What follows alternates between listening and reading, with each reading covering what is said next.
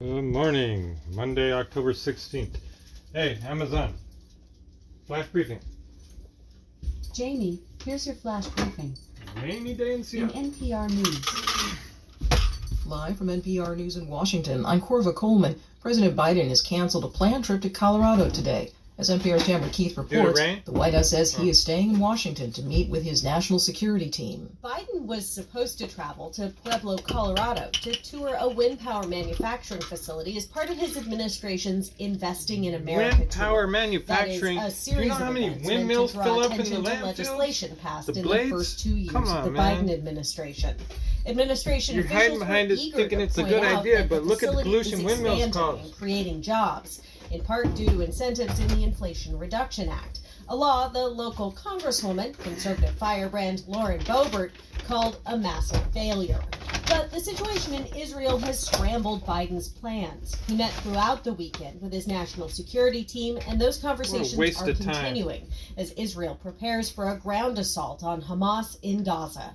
Tamara Keith, NPR News. Iran's foreign minister is hinting the war between Israel and Hamas militants could deepen if Israel does not stop attacking Gaza. Writing on social media, the Iranian official said he told some of Iran's allies time is running out for political solutions. He said that, quote, probable spread of war in other fronts is approaching unavoidable stage.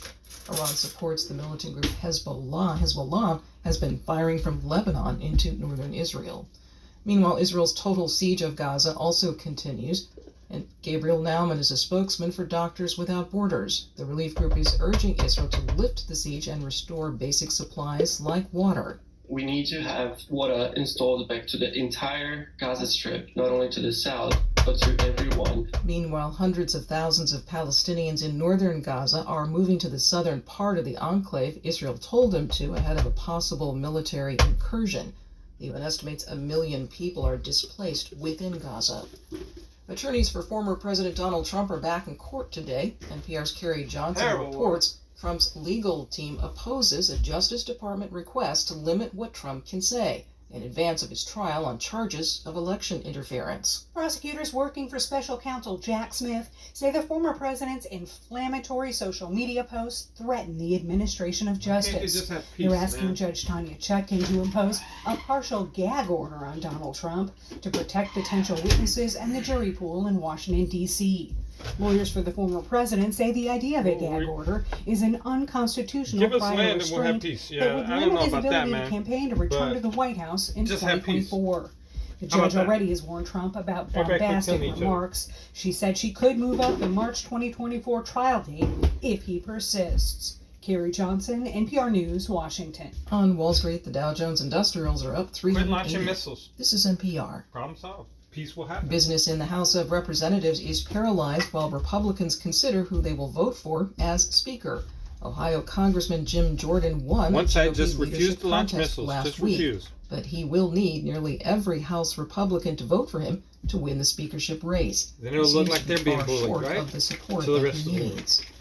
Authorities in Australia have fined the platform formerly known as Twitter hundreds of thousands of dollars. This is for failing to cooperate with an investigation into the site's anti-child abuse practices. As NPR's Bobby Allen reports, it's the latest regulatory punishment against the platform, now called X, for failing to comply with a government request. Australia's e-safety commission fined X nearly $400,000. After it said owner Elon Musk's deputies failed to respond to questions about how the platform handles reports of child abuse material. It's a relatively small fine for a company Musk paid $44 billion for, but it is the latest reputational hit against X, which has seen a dramatic advertising and revenue decline since Musk took it over last year. Officials in Australia said when they asked X how it prevented child grooming on the platform, the company responded that X is not a service used by large numbers of young people. In the EU, meanwhile, officials have opened an investigation into X over the spread of disinformation on the platform related to the Israel-Hamas when you have freedom of speech. Bobby You Allen, can catch those NPR online News. pervs, you Unionized idiots. auto workers in Canada Stop have trying to voted to deny end free their strike speech. against You're going to General cause Motors. them to have This a comes as platform the they United can Auto use Workers Union continues to its groom and U.S. catch the walkout. kids I'm Corbin because Coleman, NPR News. I mean, when you limit the free speech, you can't catch them. On October 16, you can't catch them. They'll be tricky about NASA's newest they'll space shuttle Discovery made its public debut during a rollout ceremony at its manufacturing plant in Conroe, California. Under construction for 3 years, Discovery joined NASA's other two space-worthy orbiters, Columbia and Challenger. It makes it way easier for law enforcement to be able to say whatever in the hell they need to say attended by NASA to catch and these other officials, pricks, also than to have to tiptoe around subjects and try to catch them.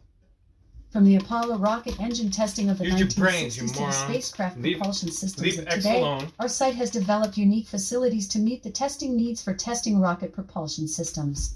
Offering numerous ambient and altitude simulation test stands, we can test propulsion systems as well as single engines in multiple configurations and conditions. In celebration of the 40th anniversary of the Space Shuttle Challenger's SDS-8 mission, former astronaut Dr. Guy Bluford, the first African-American to fly in space, discussed his historic flight at Great Lakes Science Center in Cleveland on August 28. NASA Chief Historian Brian Odom moderated a panel discussion about Bluford's experience and how NASA visits Ohio State Fair. An estimated 1 million people attended the Ohio State Fair in Columbus this year. NASA's Glenn Research Center flanked the fairgrounds with a presence that proved you can never have enough space. Subject matter experts such as Michael Belair, who works on the Orion spacecraft's European Service Module, staffed in NASA's Glenn Research Center's An Evening with the Stars, held August 29th at Windows on the River near Cleveland's historic waterfront, showcased research and technology innovations that address this year's theme, NASA Glenn Now, NASA Glenn Forever.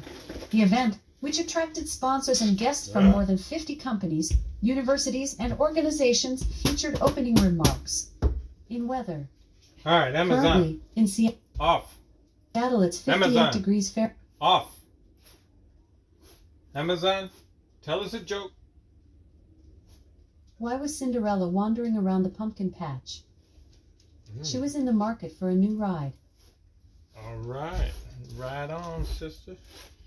Cool. Well, yeah, so limiting platforms, I know, I'm getting back to this, but limiting platforms to not being able to allow online predator speech and all this stuff, limiting the speech, the freedom of speech, makes it harder for law enforcement to catch them because they got to tiptoe around subjects to try and bait them in and stuff. You know, make freedom of speech, man. They say what they're going to say. Law enforcement can do their job. When you got to tiptoe around crap, it's harder to catch them. Use your brains. You want to catch these pricks that are kidnapping kids? Allow free speech. Anyways. It wasn't directed at you. But they upset me. All right. Peace, love, prosperity, and all that jazz. All right.